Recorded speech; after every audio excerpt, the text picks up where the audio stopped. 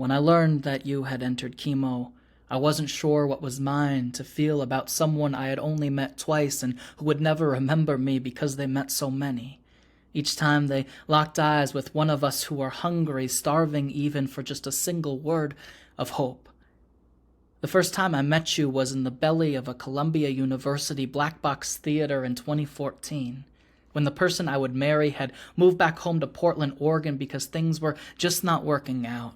And your voice beatboxed some semblance of salvation, or black eye machine gunning in my throat like a punching bag, hit with such a rhythm I knew that I should keep myself alive.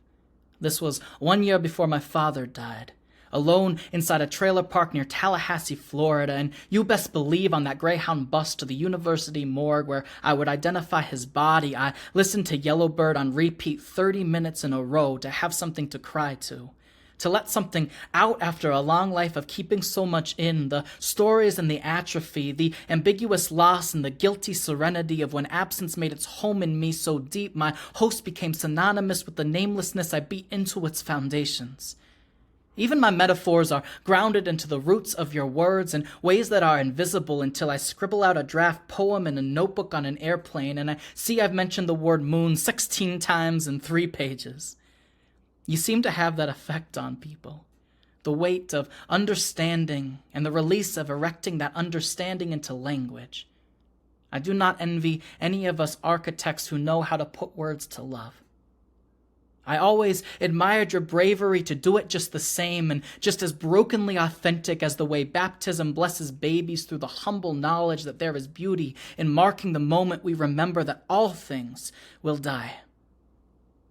You twisted words in ways that squeezed out their toxins until I was muttering, of course, to every turn of phrase. Of course, that simile illustrates the heart of liberation. Of course, that alliteration reveals how the world recreates itself in beauty. Of course. Your poems were Ash Wednesday to me every time I read them. I quoted them in sermons when I still had the courage to serve a congregation as a minister.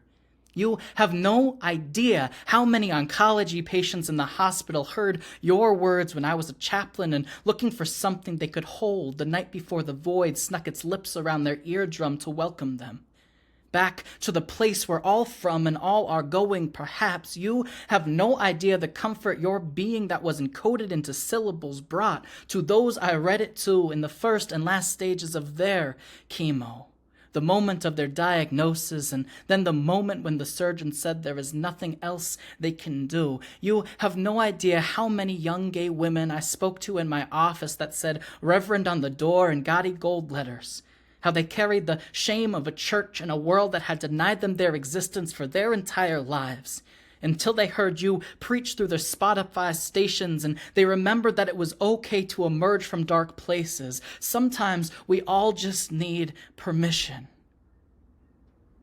You probably don't know.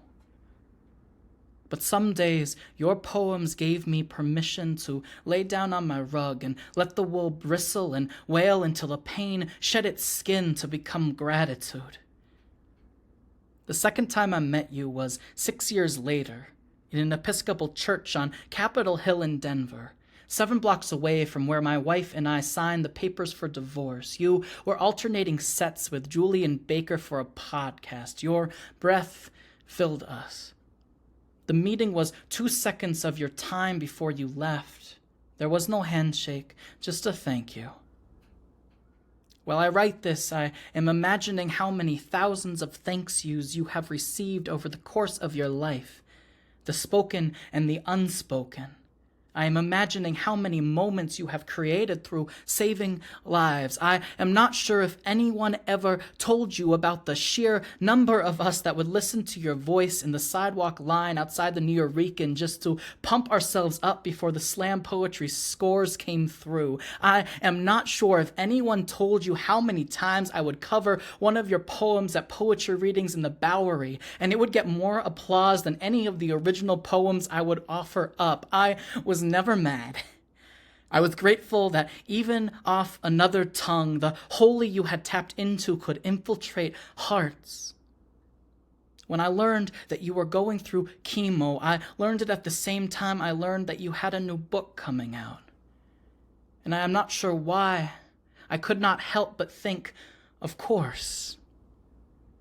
I will never be sure if any of these are the lessons I was supposed to learn from the intersection of our existences on this earth. But at least I know that every time I slow down my delivery of the word resurrection at a poetry reading, it is because I am thinking of how God moves through grief as fully as God moves in joy.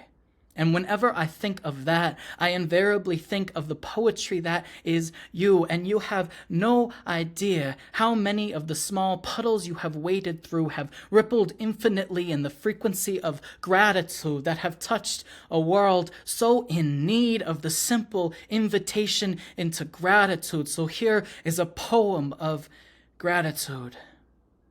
Andrea, thank you.